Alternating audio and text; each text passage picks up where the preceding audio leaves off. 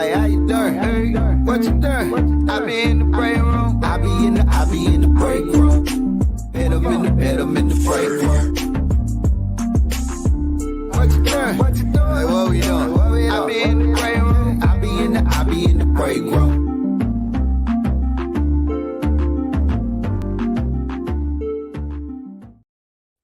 Hey, what's going on, everybody? Welcome to Bink's Break Room Podcast. It's the fastest growing podcast on the planet.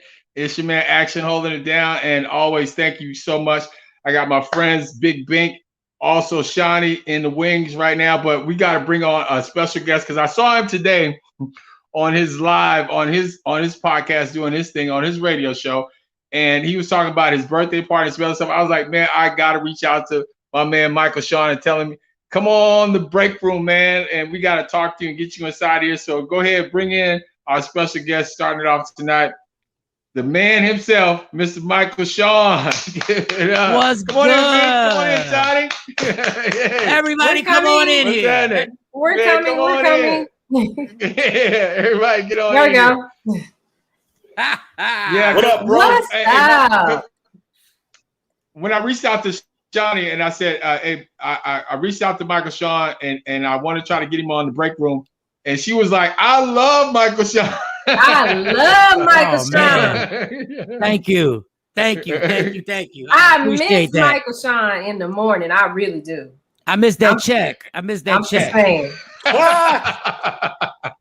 You know, that's right.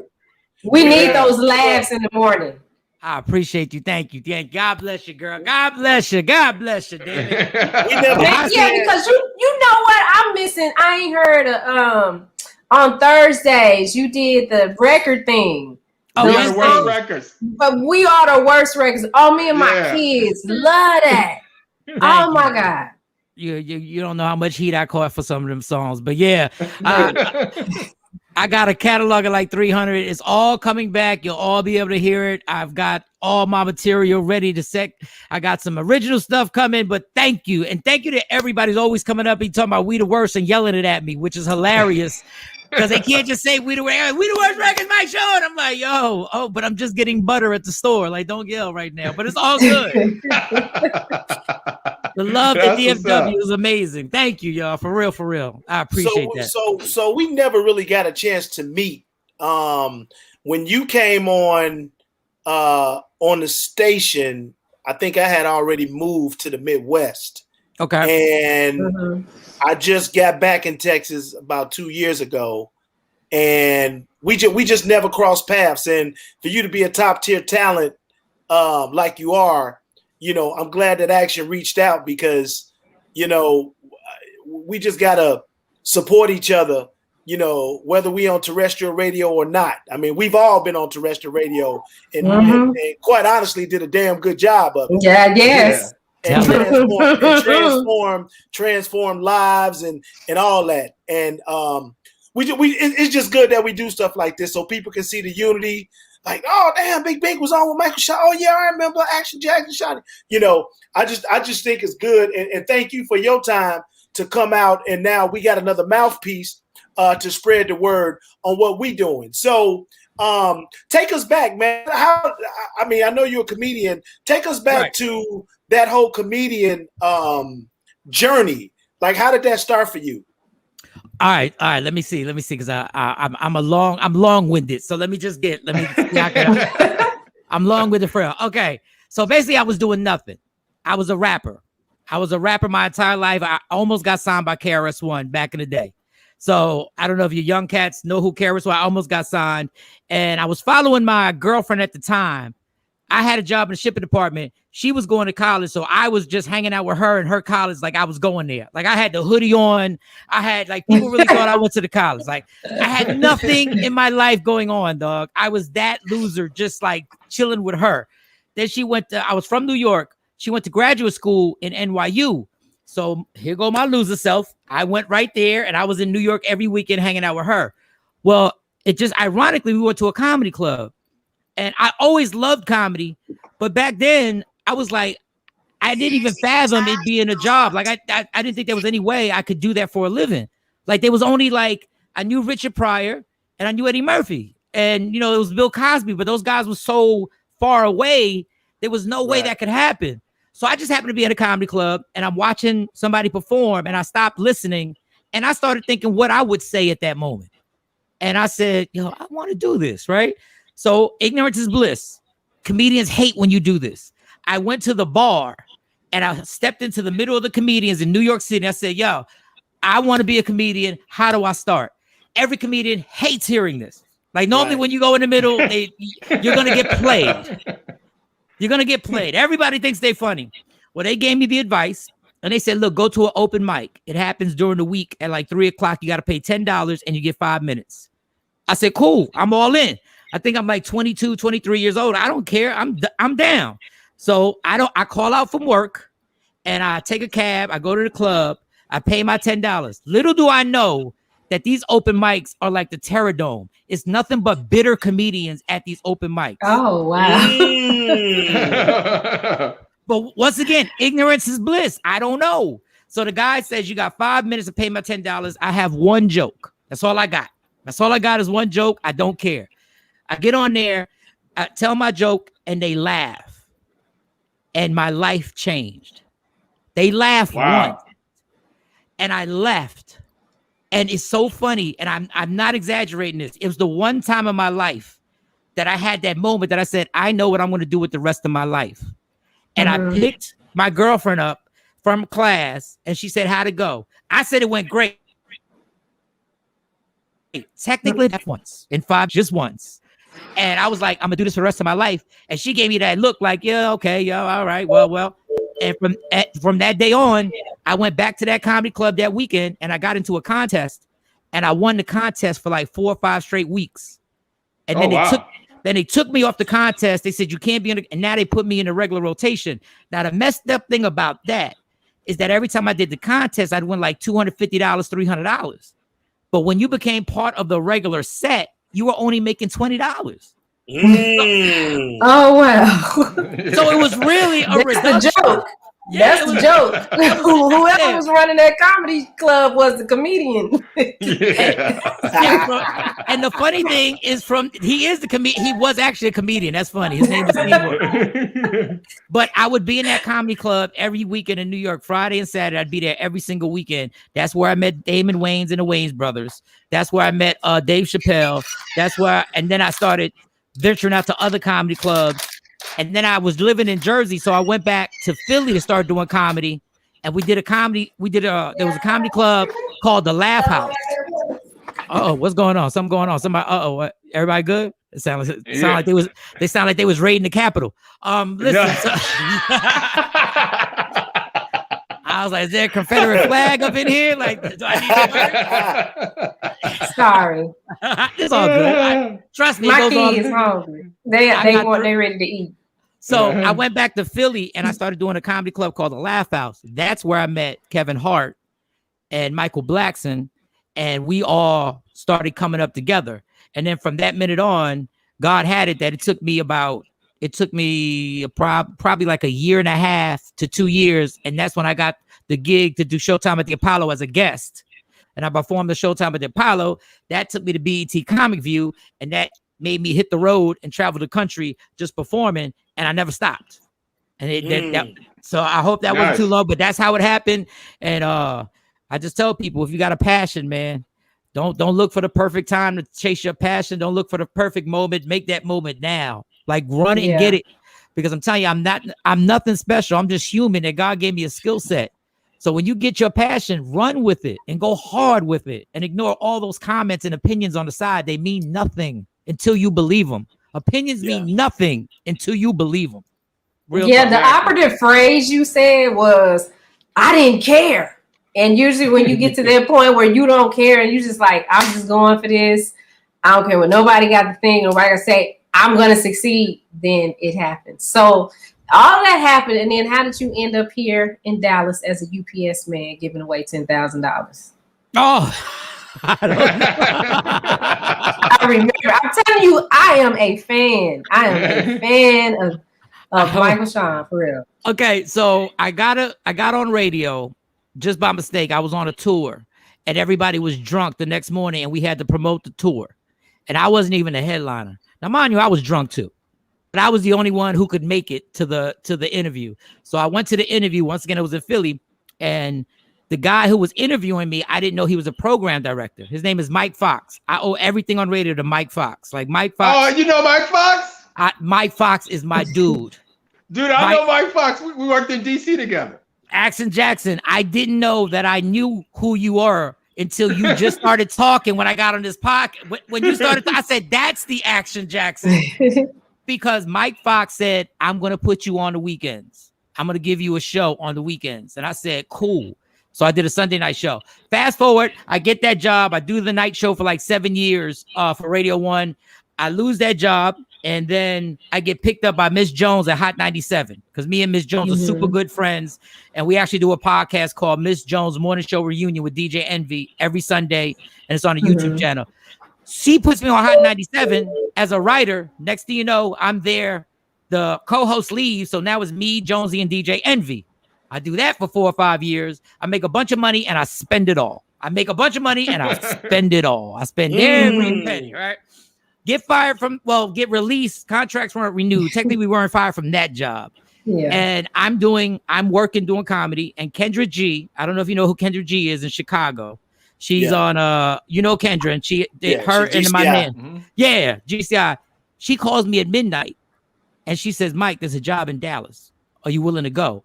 Now, my whole life has been spent on the East Coast, Philly and New York. In my mind, I'm saying, I really ain't trying to go to Dallas. But my bank account is saying you have to go to Dallas. Like, you have to try and go to Dallas. Yeah, like you got to pay this mortgage. So she's the one who got me the job. Kendra G got me the opportunity to audition. I come to DFW and they're saying you're going to audition for 3 days. So I wouldn't advise this to anybody. This is just my philosophy. I never listen to the show before I audition. I never listen to one thing. When I get on that show, I want you to like exactly who I am. I don't want to be influenced by what you're doing. I don't want to be influenced by anything. So I don't listen. But when I'm in the rent-a-car, the radio's on when I turn it on, and K104 happened to be on there. I honestly really didn't even know the numbers of K104. And then I looked, I said, okay, that must be the station. And the first person I heard on radio, I don't know if you guys know him, is Cat Daddy. Yeah, we know Cat Daddy well. Yeah, and when I heard Cat Daddy, I said, they are going to hate me. I said, the way I sound, I said, I'm a rap. I don't even know why I'm going to audition. I said, because Cat Daddy's like a urban dictionary poet. Like, I didn't have any of that lingo. Like, I was straight East Coast sounding with my squeaky voice right now. I said, there's no way I'm getting this job. And then I said, F it, the same way I did with comedy. So I went on there, auditioned for 3 days. The third day, they gave me a contract. And I was on there for 7.5 years. Yeah, no doubt. Yeah. That's right. Yeah, so we are all over the planet on Big Bink's Break Room. But another reason I wanted to get you on, because I know you're doing your birthday thing here. And that's coming up. Is that coming? When is that? Tomorrow, or is that? That's tomorrow night, the Arlington Improv. The Arlington Improv. You want them tickets, call 817-635-5555 or hit up improvtx.com/Arlington. And the tickets is moving. I would love y'all to come out. Get them tickets. It's going to be a hilarious show. It always is. I do it once a month. So come on out there and have some fun. So who's going to be out there tomorrow with you? Comedian Hot Topic will be there. Fonzo Crow will be there. Lamar Jones will be there. And I will be hosting. And I promise you, we will get you home. We don't hold people hostage at comedy shows. I don't like 3-hour comedy shows. The show starts at 8. We done by 10. You can get your drinks, get your laughs, and you could still be home. You can still be home by 10:30, 10:40. If you want to have sex, that's on you, and you can still be asleep.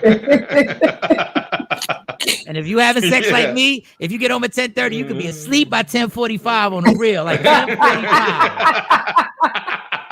And there's no reason to be extra. Like if you're doing too much on a Thursday, like it's got to be you go right to the finale. You a team. Y'all get right to that orgasm position. Don't waste no time. I'm doing all types of things.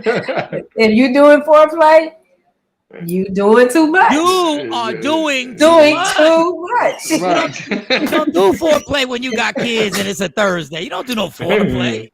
If you opening a bottle of wine, You are Are doing doing too much.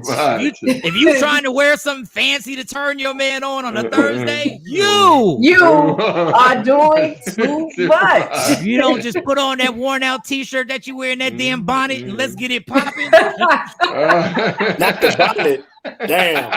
My girl stay with that. Oh man. My girl stay with that damn bonnet. I don't even critique it no more. I just rock with it now. I think it's cute now. I'll be like, go ahead, put the bonnet on, boo. Put the bonnet on. Yeah. Let me ask you something, bro. Like, I don't know. It's hard, to turn off my ear. What I mean by that is, as a program director and a talent, for years in the industry, when I see a vlog or a blog or a video or hear a song, natural human instinct from my experience has me thinking in that role. And the reason why I'm mentioning this is because you, as a comedian, I'm assuming that you've seen Coming to America, right? Yes. Okay. So I'm just trying to make sure I say this right. Say it. Were you able to turn off Michael Sean, the comedian, and enjoy Coming to America? Or as you watch, and this is why I'm saying it, because yesterday we had a big show about this. Everybody was hating, it wasn't funny as the first one, blah, blah, blah, blah, blah, blah. My perspective was different, but to you, what I guess, were you able to cut off your comedy antenna and enjoy that movie? Yeah, I was. You know what? I could do that because I've said this forever when it comes to comedy. Nobody has ever been a rock star the way Eddie Murphy was. And I don't think we give him the flowers that he deserves because we're so used to having him, and God has blessed us that he's healthy and he's cool and he's still working. But nobody, like Kevin Hart is amazing. He's done an amazing thing. Everybody's done. But at that moment, I've never seen a comedian be the number one actor in Hollywood. Like Eddie Murphy was the number one actor in Hollywood. Yeah. And when you go from SNL, from killing SNL, from doing legendary stuff on Saturday Night Live, and having the whole Black community on your shoulders every Saturday, and coming through in historical fashion, and then going to Trading Places in 48 Hours and 48 Hours 2, and Beverly Hills Cop and Beverly Hills Cop 2, and Delirious and Raw, that's unmatched. So for me, the hard part was that I had to do my show on Monday and critique a movie that I really didn't want to critique. Yeah. And I was like, you're kind of like in a bad situation because, listen, no matter what they did with Coming to America 2, the chances of it coming close to Coming to America 1 was virtually impossible. It's a whole different time. Right. It's a whole different era. We look at things from a whole different lens than we did then. So like it's almost virtually impossible. And I had to critique it. Were there things I didn't like in it that I thought? Did I think the movie was too busy? Yeah, I did. Did I think they tried to put too much into the 2 hours? I did. But I had to say one thing. I still supported it. And I still told everybody to support it. And I told everybody to get on them streams and make sure you get on that Amazon and you watch it. And it turned out that they surpassed everybody they were the highest streaming movie from last year and this year so far. Oh, so that's great. Great. Number one. He's number one on Amazon. Yeah, he did his thing. Like I said, like my point was too, like he started a whole new generation of this because it could be a Coming to America 3 right now. I mean, it could be that franchise can move on because of the young actors that he brought in and just bringing it back to life once again. I said, and my thing is, it didn't have to be great like the first one, but it brought it back to everybody's consciousness once again and put him on top once again. And he's still doing the same thing he's always done, and that's put people on and support the Black community. And you can't, as far as I'm concerned, Gumby, James Brown, nobody ever gonna be able to do that. No, and the thing that the caterers were Black. Yeah, everybody. The doorman was Black. Everybody, and I thought that was amazing. And the fact that, and this is no diss, so please don't take this the wrong way. Please don't take this the wrong way. please, all you Instagram comedians, this is not a diss. I'm just putting this out there. It was just, I was glad to see that all the comedians who had to do open mics, who had traveled around this country making $50 a show, who have finally blown up and done their thing, from Michael Blackson to Tracy Morgan to my girl Leslie. I used to see Leslie at the comedy show. Leslie Jones is killing it. And he put them all in there. He gave them all the room to shine. So that was a blessing. I thought it was dope. I was so happy for Michael Blackson. You understand, when I met Michael Blackson, he was working at an airline, and we would go on tour together, and we would use his buddy passes. And to see him on there, dog, it almost made my eyes water up, because I know where this guy came from. We were there. We were waiting and stuck in airports for 15 hours because there was enough room for our buddy passes. So we'd have to wait.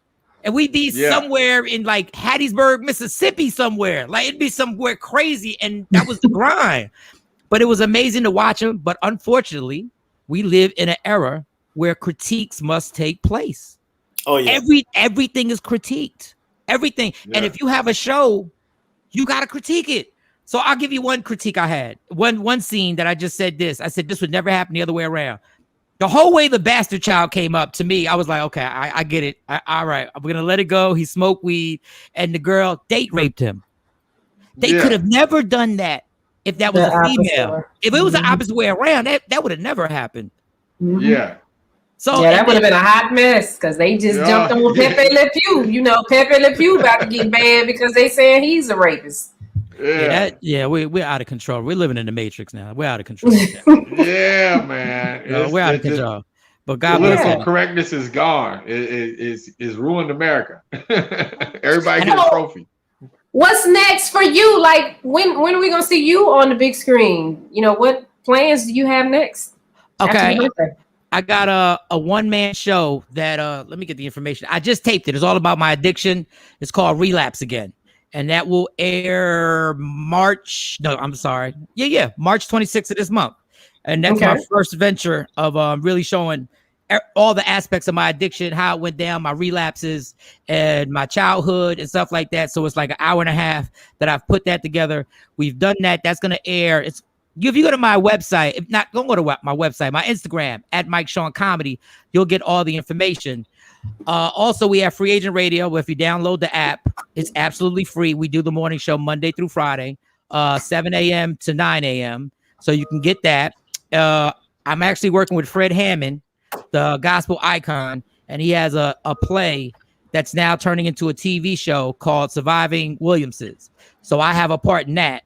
So that's the closest thing I'm getting to the movies right now. That's getting pushed to different distributors to see if the pilot gets picked up. But right now it's going virtual. It's on virtual, and Fred Hammond is a super cool guy, amazingly funny. And that's what I'm doing. And I'm touring. And I'm talking on these Zooms every day. Like I'm podcasting and I'm doing interviews. You let Fred Hammond know if he needs another platform to run it on, he can definitely run it on the Media Room, because it is owned by me. Oh, well, y'all should really reach out to him. And we are looking for content. You too, if you have content that you want to throw up, we're looking for that. And I love the intro, and your whole situation looks really dope. Like this whole you do a lot of podcasting, and you go like, okay, this one, maybe I shouldn't have done this one. Okay, maybe I said, I can't even see the host. I don't know if this is a good idea. You almost feel like when you get on somebody's Instagram live by mistake, and it's like two people, and you pop in, you're like, oh, damn, why did I do this one? Yeah. Well, aside from Facebook Live, we're also on Twitch.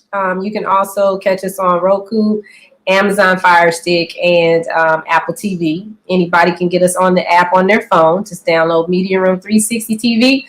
This was my venture after I walked away from corporate radio. I said, look, I got to set it up for myself. And Action and Bink, Bink is my brother.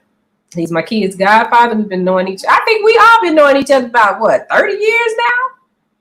Close to. We all worked at the beat together. So it is what it is. Yeah. So, definitely. I got your email address, so I'll be hitting you up saying, hey, you got any content that you'd like to share? We'd love to put it out there. Yeah, and if you out here then, so come to the comedy show tomorrow night. Like, come on, you know what? I think I am because I need to get out and away from these kids. Yeah, but just keep your mask on because these white folks are going crazy without the mask, yo. They going Man, crazy without the mask. I went to the store today and I told my wife that. I was like, you know what today is, right? It's the 10th. I was like, do you know how many people I saw walking around at the store without no mask on? I was like, they couldn't wait. I was like, that's crazy. Now, I went out, but everybody was masked up. Everybody was masked up down here. Yeah, I saw a few at like you said, the grocery store and all that. I saw they was taking that raw air real good, boy. They was taking that raw air. What part of town you live in? You live north? I'm in the Arlington Grand Prairie area. Okay, because Action got rich. He got rich white people problems. I'm down here in DeSoto, so whatever, dog. Let me tell you something. in Forney, Texas, they walking like this. I mean, no mask, feeling good, face front. Man, they raw dog in the air. Are you kidding? They for real. They raw dogging it for real. Goodness God! I'm like, can't we just wait? Can we just wait until everybody, like 70% of the people, get vaccinated so that we can just make that happen? Like, it would be common sense, but there's no common sense in Texas. I love living here, but damn it, there ain't no common sense out here when it comes to the political leaders that run this place. Yeah, you're not a fan. I'm the only one from Texas. Action's from DC, Bink is from Chicago, but I agree because I've lived other places, so I know. These cats is worried about opening day for the Texas Rangers. They're gonna have 40,000 people there, and they're talking about you can wear your mask. We want you to wear your mask. We hope you wear your mask. Okay. All right, y'all go hit that big spreader. Yeah, I saw your on Instagram when it was during the snowstorm, and you made a video about AT&T, the AT&T Cowboy Jerryland Center. So what was going on there? Because I didn't quite understand. Would he not open it for people that were cold? No, he Joe Osteen the game.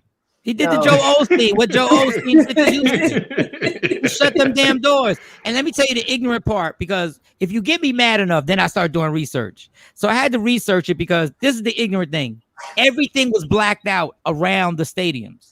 The apartment complex had no power and no water. Everything's blacked out. This bastard still had his lights on the stadium. Along with the Texas Rangers, they had the scoreboard lit. And I'm sitting there going, so what you're going to do is you're not even going to offer to let these people go into that huge stadium that holds over 100,000 people or do anything or speak up to your homeboys, because these are Jerry's boys, these power companies. Yeah. Cool. Jerry's cool with these fools. He's a genius. Yeah. So and I'm like, you're not even going to speak up for the people who come out here every Sunday and sell your place out. But I was just being naive. But I think it needs to be pointed out. They don't give a damn. And to top it off, come to find out, their stadiums are on a separate grid. They have their own power grids. Wow. So I'm like, y'all keep packing that stadium. I said, all right. So that was my beef with Jerry. And then I got beef with the royal family. They racist asses. So I just. Oh, yeah. Yeah, I heard that today. I heard that on your Instagram today. I agree with you on that, though. I'm like, I don't understand the fascination either. I don't understand. I missed it. I didn't see your Instagram today. So what did you say? No, I was just, okay, I've never been a huge Oprah fan. Please don't kill me. But I was sitting there going like, Oprah acted so appalled. And she was like, oh, they did what? Oprah. Oprah. The royal family probably funded more. I mean, these are the same cats that the people left England and came here and practiced the royal family's techniques on African Americans and Indians. They're one of the most, they helped apartheid. This royal family has funded the slave trade. I don't know why we keep acting shocked when one of the white dudes says, hey, it's going to be a problem if that baby comes out a little dark skinned. Hell yeah. and everybody was appalled. I'm like, can we just call it what it is? They're a racist entity, and I just wanted to be looked at. And can we stop paying attention to these dudes and stop being shocked when it happens? Just call it what it is. They stay they consistent with their racism. They consistent. Yeah. So that was my spiel. Yeah, and my understanding is the royal family really doesn't run anything. Like the government pays, their government pays them. So basically, they're like welfare recipients. Yeah. Their tax Yeah. money in England, whatever they may not call it taxes, but their tax money in England goes to their government to basically fund the royal family. And I still don't get how people can have some queen tell you when you meet her, you gotta bow. You gotta bow when you meet her. I'm like, don't nobody see nothing wrong with that.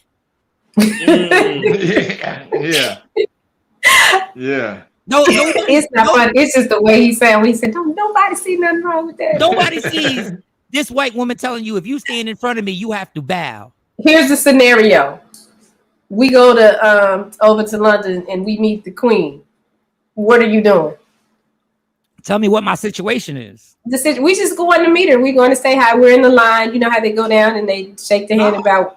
I'm not the type that would meet her. I wouldn't go. Like, but we there. Come on, let's go there. No, I'm not. I promise you, just because everybody wants to go say hi to the devil, I'm not going. Just because we there. Yeah. I'm not.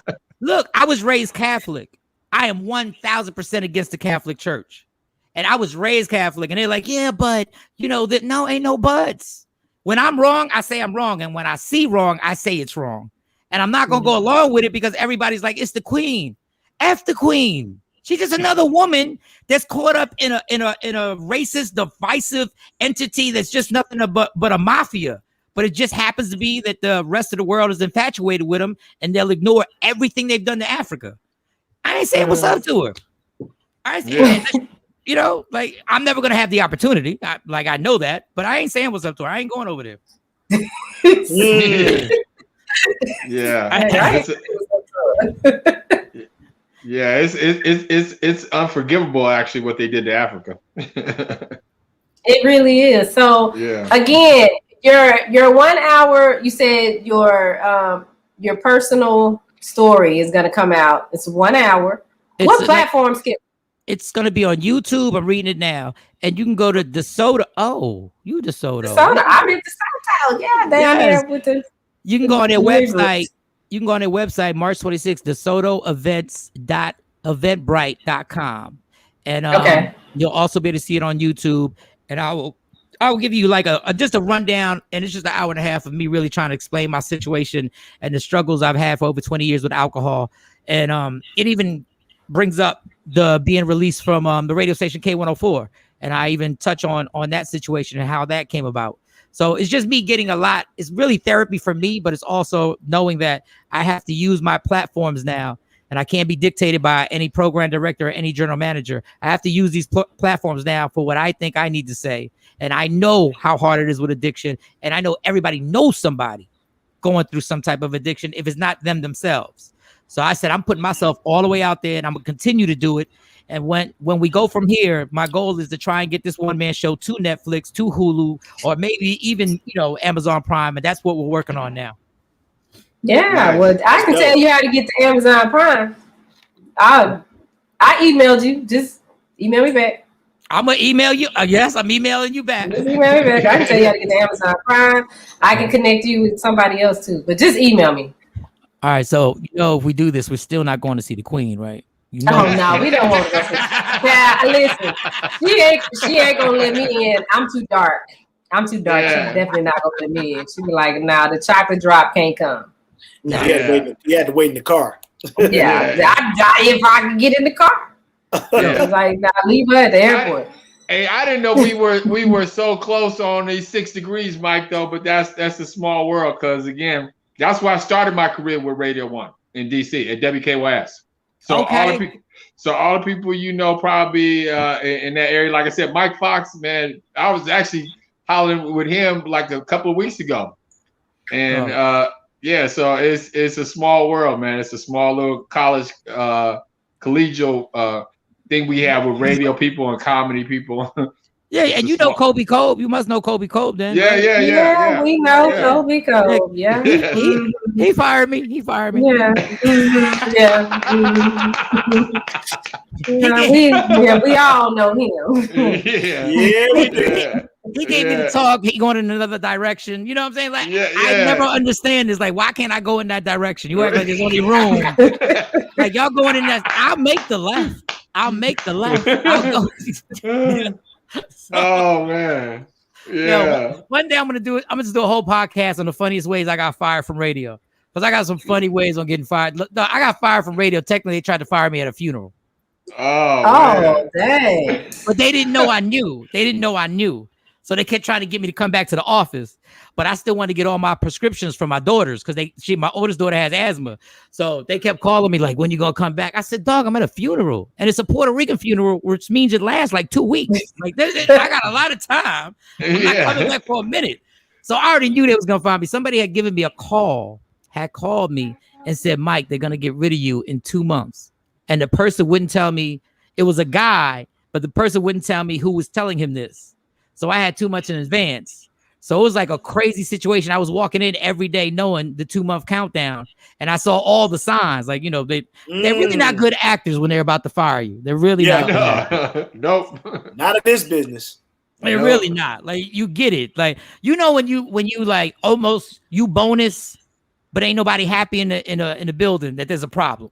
Yeah. Like, when you actually get 2 straight bonuses and number 2 and one number 1, but ain't nobody clapping for you, you like, really? I said, oh, so y'all, it don't matter what you do at that point. So, you know, but yeah, I've been fired, and you know, the escorting us out the building is already hilarious to me. That the escort out the building, that walking me out. Yeah, they meet you at the door. I'm 5'7", 157 pounds. What am I gonna do? Like, I'm no thug. I just want to say bye to the receptionist who's always been cool with me. They was like, no, you gotta keep going. You gotta keep going. Say somebody will get all the stuff out your office. I had an office there. Somebody get your stuff. You know, go ahead on. Yo, me and Didi had a running joke. We used to always joke. We never have an office or a desk, just in case, because it's the worst feeling in the world.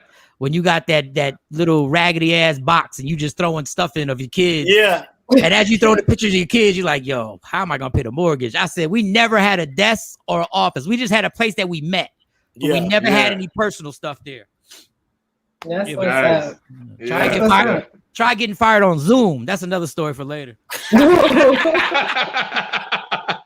Only I can get fired via Zoom. Well, if you are just tuning in, you are inside of Big Bink's break room with DJ Big Bink, Action Jackson, our very special guest, Michael Sean, and me, Shawnee Scott. Tomorrow is his big birthday bash at the Arlington Improv. Tickets are on sale right now. If you would like to go, all you got to do is call this number, 817-635-5555. All them fives. Or you can go to the Arlington Improv's website and they can purchase tickets there, right? Yes, ma'am. Yes, ma'am. Yeah. Yes, ma'am. Get them online. I'm gonna roll up. I'm gonna pull up. Y'all gonna come with? Oh, can I? I guess I can't go tomorrow. Tomorrow is Thursday. We gotta be on the air. Oh, damn. And I got to run the show, so I can't come. Got a show to do. I just got to compliment your show. The fact that information is scrolling and the number, man, let me tell y'all something. This is nice. This is nice right now. Spread the word, baby. Spread the word. You do some podcast, you gotta just write it on a piece of paper and just keep it up to the screen. Like, this is the number. This is the number right here. And y'all had it scrolling early too. I think I said it, and 2 minutes later, all of a sudden that thing started scrolling. I said, yo, they got a staff in this joint? Like, do they have? Yeah.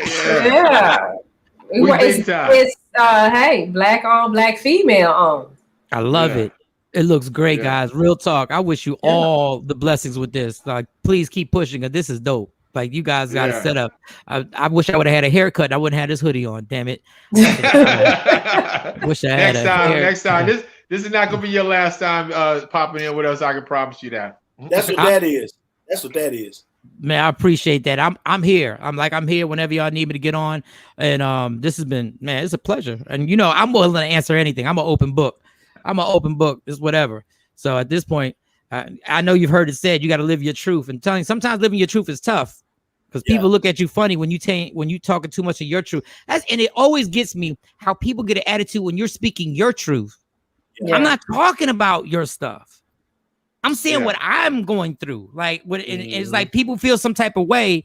I guess because we surrounded by so many liars that truth really doesn't make them uncomfortable no matter what it is. But yeah. Everybody got something to say. You're right about that. So why don't we do this after your show hits March 7th, March 27th, right? March 27th? March 26th. March 26th. March 26th. Then let's schedule something to recap the show, talk about it, and encourage other people to go watch it. Let's do it. Let's definitely do it. I'm gonna eat. I cry easy, y'all. I cry easy. So be where I cry easy. I cry easy. I ain't gonna lie. Like we'll just pop a picture of the queen up when that happens. So we'll pop a picture up.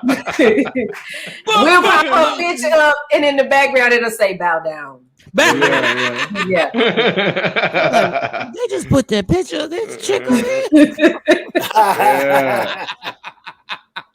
It's on. I'm ready. Just let me know, and I'll be here. Y'all need me whenever y'all need me. I'll be here. This has been incredible. And how long is the show? How long do y'all normally do it for?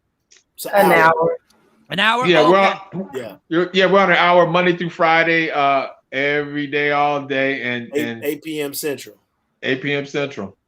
Hey, but before you rock out, Mike, go ahead. Mm-hmm. You asked those comedians years ago about advice on becoming a comedian, and you know the answer they gave you, and obviously you executed it, and you've been on your journey ever since. But what do you say to those people? And this question sounds so basic, but it's really an in-depth question, because I know the rules of the game has changed since you got on, just like the rules of radio has changed since we all got on. But what are you telling those cats when you reach back and they trying to do this comedy thing? What are like the top 3 things that you tell them they need to do? Write all your thoughts. Put it in your voice memo. Write everything I think about now. I just put it in my voice memo. That's number 1. But number 2, there's no stopping you. So there's no excuse. This cell phone right here can launch your career. You have something in your hand that can literally launch your career. So the shyness and all that, get the content and post on everything. TikTok, Instagram, Twitter, post on everything and put it all out there, because you can become, I'm telling you, like a lot of comedians have been mad that comedians became stars off of Instagram. Listen, the game changed. Yeah. The game changed. And if you're funny for 60 seconds consistently on this gram or on Snapchat or on TikTok, you can get rich and you can get on that stage. But I tell people to write, because Instagram, being funny on TikTok and Instagram is one thing, and you can make it. The problem that these social media comedians had in the beginning was that these comedy clubs would see you got 10 million followers, so they'd book you the headline. Now, doing 60 seconds and doing an hour to an hour and 15 minutes of material in front of a sold out crowd that is fiending to see you. Like, they came because they are gassed up. Like, yo, we're going to see. So that's why I say just keep writing and keep working. And remember, once you touch that stage, they done paid a lot of money to see you. And when you sell out these theaters, you better understand the pressure. I've been there and tore down them theaters, but it's a lonely feeling when you don't. So I'm just saying, like, just write and go do it. Stop waiting. There's no time to wait anymore, y'all. We got all the technology. There's no time to wait. It's there. Jump on it. Like, get off the couch and just grab the phone. What y'all doing right now? Y'all having the same impact. Maybe not in the grand scheme of things, not yet. I don't know what your viewership is like, but y'all gonna keep going. Y'all got a quality show, and y'all gonna put it out to the masses. And the great thing is, you're gonna control it. It's all gonna be controlled by you guys, and then we monetize it. They messed up when they let us get devices like this, because we some monetizing people. Like, we can monetize. You gotta have that same drug dealer mentality. Everything's worth something, and my content is worth something. So push it out there. So that would be my advice. I know that was long. I told you I'm long-winded. I apologize. No, that's what that is. That's what that is, man. And how do people catch you on social media one more time, man? At Mike Sean Comedy on Instagram. That's all my social media handles. At Mike Sean Comedy. I had to change the YouTube page to at Mike Sean Comedy. Just follow me, and things are getting more intense. And I didn't grow up with social media, so it took me a minute to get. You know what I'm saying? To get these, what are them rhythms called? What the Euro algorithms. The algorithms. It sound like an old school group. Like I didn't know nothing about this algorithm. The algorithm. So who the hell the algorithms? They got a single. I'm like, but I've had to adjust to have a 22-year-old sit me down and have to school me on how to affect these rhythms and how to, and I have to sit there and shut up and be like, I can't believe a 20-year-old is schooling me on this, but this is what it is. But if you've grown up with this, it's easy. It's easy. It's just making the content funny. Yeah, it was a hard switch. It was a hard transition in radio because I know I almost lost a job because I wouldn't post. And I'm like, what I need to post for? You know, why I got to post? What's post twice a day, couple of hours a day. I'm like, oh my God. Oh, I'm glad y'all had the same meetings we had. They'd be like, Shawnee, I'm like, but I'm number one. Well, you still got the post. You got the post. You like, got the post. That is hilarious. Wow, it is a small world. Because now everything's coming to me now. Like I've drank a lot of alcohol. The radio stations have turned into digital platforms that have a radio station. They're digital platforms with a radio station. Yep. And that's exactly what they are. That's exactly what they are. And the funny thing is, at the same time, you know, some of these radio stations are telling us about posting and this and that, but then they got a internet department with 3 people who are smoking weed in the parking lot. All right, I ain't say that. All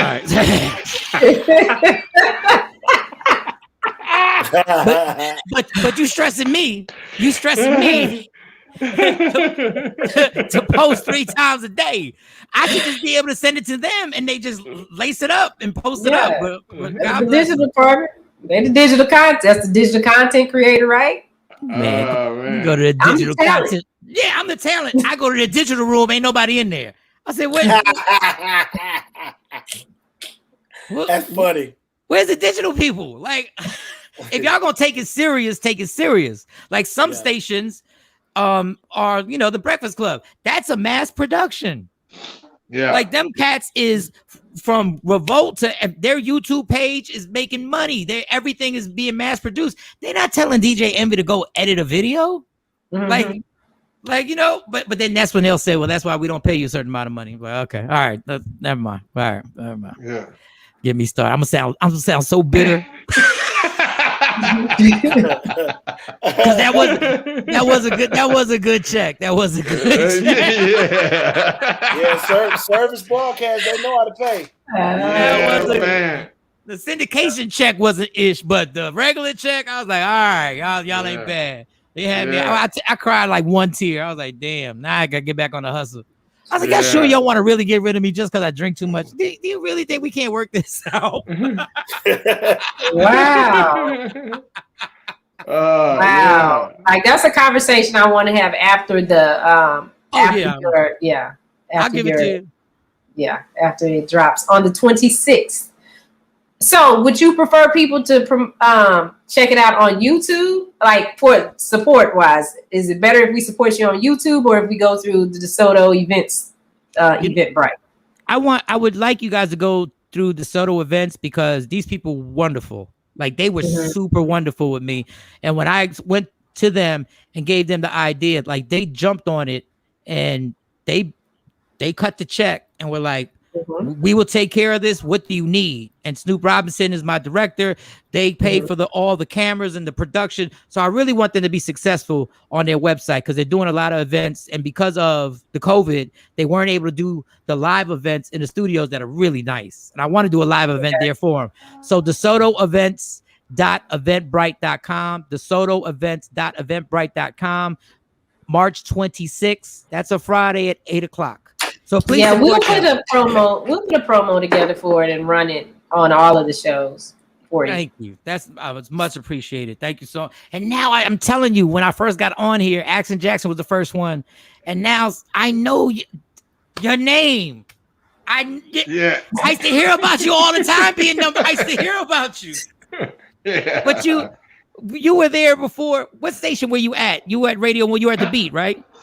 Yeah, I was at 97.9. Yeah. You were at 97.9, and then you were at 97.9, CBS. Wow. And then Tyler too. I did the Blaze, and I was program director at Hot, which is Kiss now. Oh, we gotta talk. Yeah, we gotta. After they told me they were going in a different direction on 97.9. I went over to 104. So I worked for 104 for like a couple of years too before I just finally was like, okay, I'm done with radio right now. We've crossed paths a couple of times because I would come up for 105. Me and Keith would talk, and sometimes, and I booked people to speak. So I brought in some artists and some people that were interviewing with Lynn. So I think we met a couple of times. Yeah. That's okay. All right. I'm sure I was intoxicated, so I apologize. Oh, you're okay. I'm sure I was intoxicated. There's no question. It's no question. I'm sure I was. At least it was just alcohol, because we know people that come other ways to work. Yeah, we do. And hey, look, we got a few #1 bonus checks when I was going through alcohol binges. So they really need to thank me because they were. I don't remember those weeks, but boy, the ratings was popping. Yeah.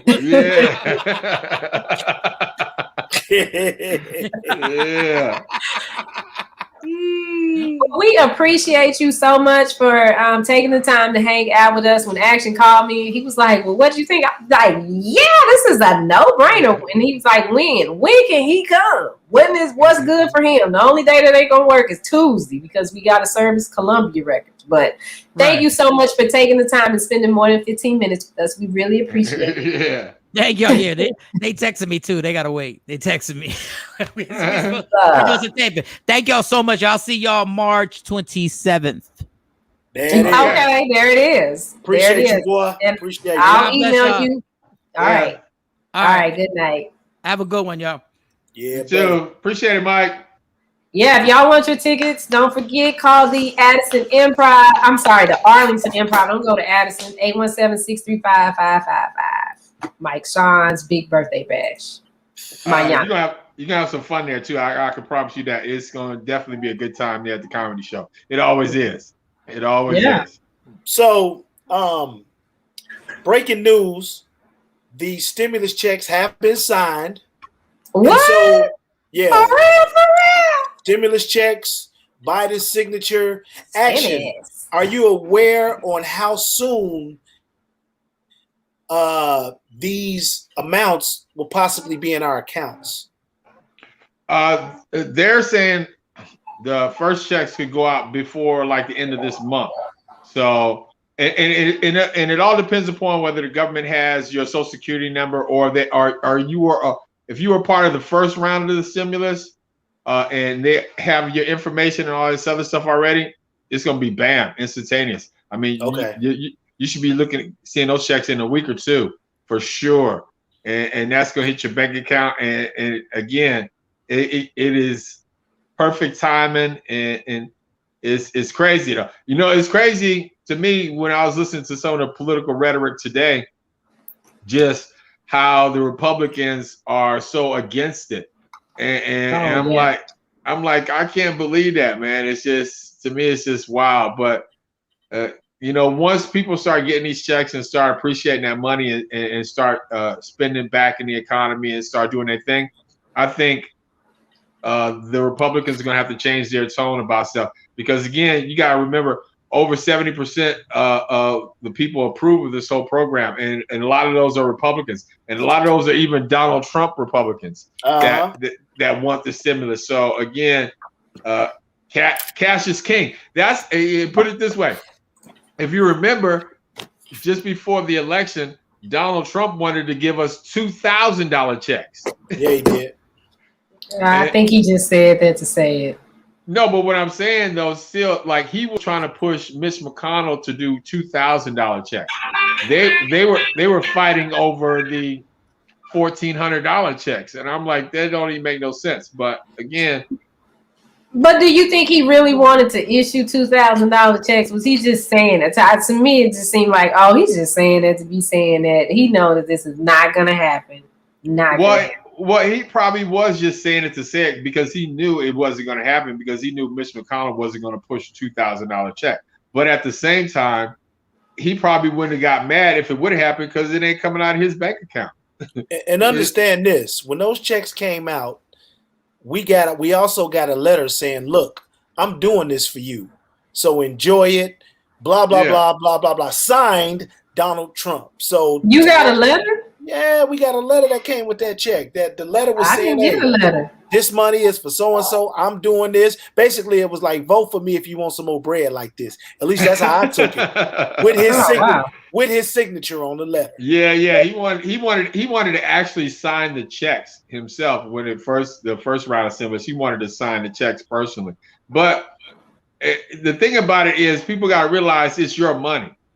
They're not giving you nothing but your money because we pay your tax money. Yeah, we pay these money in taxes. They just giving it back to us. So it's not like they're giving us something that we don't. Something that they went out and earned.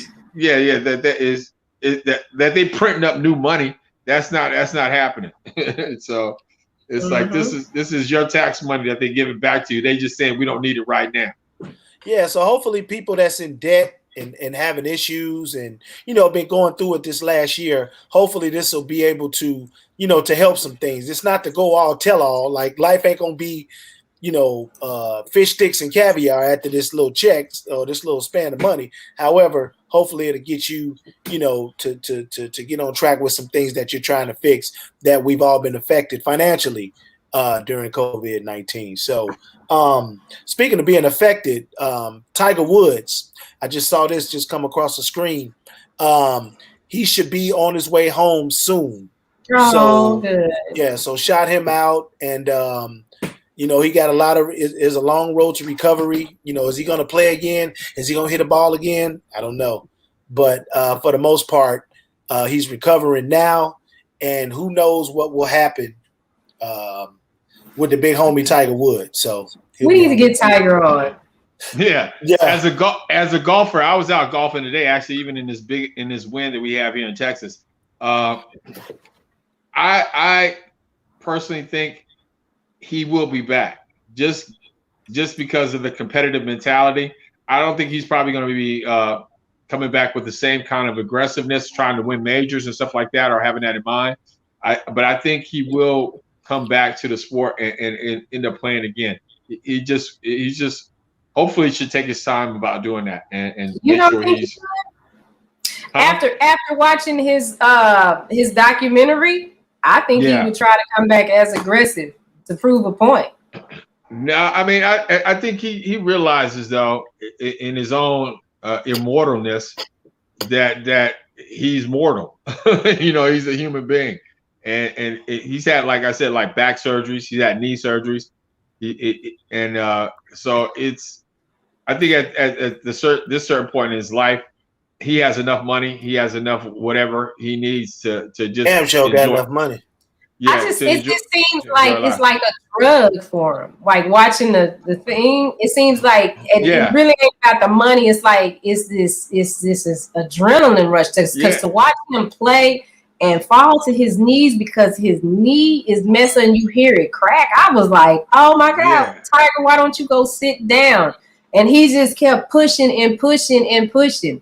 So when I see that, that's why I'm like, yeah, I think he'll come back and I think he'll try to win. It ain't about the money. Oh yeah, of course. I mean, of course, if he comes back, he's going to try to win. But I don't think he's going to come back with that aggressive nature because he was trying to catch, what was it, Jack Nicklaus on the majors. And so I don't think he's going to come back with that. That's so much that in the top of his mind, trying to win the amount of majors. He would have to do 4. He'd have to win 4 more, right? Yeah, Was it 4 more, 3 more? 4 something more. Like that. But we'll see. No, I won't be in.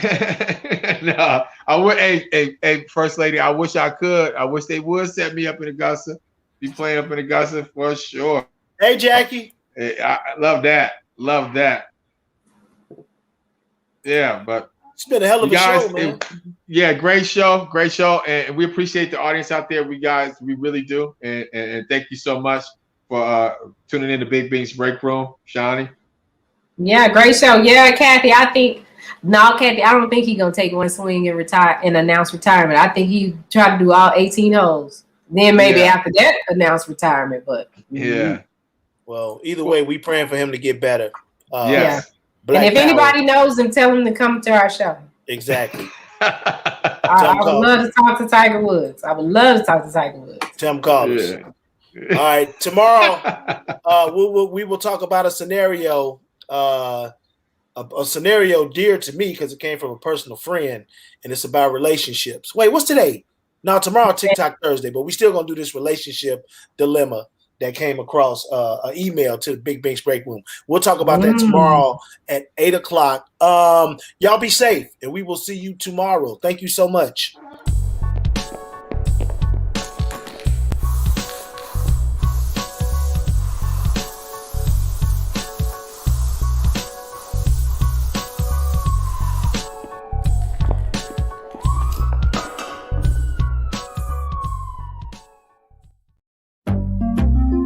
Hey, how you doing? Hey, what you doing? I be in the break room. I be in the break room. Hit 'em in the break room. What you doing?